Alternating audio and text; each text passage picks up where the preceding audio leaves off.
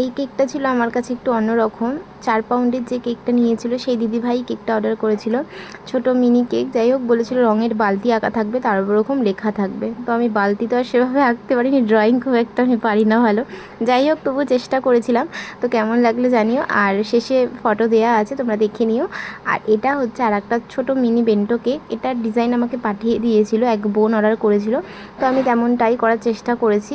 তো তোমরা দেখে জানিও কেকটা তোমাদের কেমন লাগলো। দুটো কেকই কিন্তু ভীষণ কিউট কেক ছিল। যাই হোক, ভীষণ ভালো লাগছিলো দেখতে, ভীষণ সুইট সুইট কেক ছিল। মিনি মিনি কেকগুলো, ছোটো ছোটো কেকগুলো কিন্তু দেখতে ভীষণ ভালো লাগে, আর করতেও কিন্তু অনেকটা সময় লাগে। ছোট হলে কি হবে, ওরকম দেখে মনে হয়, করতেও একটু হলেও সময় লাগে, একটু না অনেকটাই লাগে। যাই হোক, একটা ছিল চকলেট ফ্লেভার, আর একটা ছিল এটা এটা যে করছি এটা ছিল ভ্যানিলা ফ্লেভারের মধ্যে।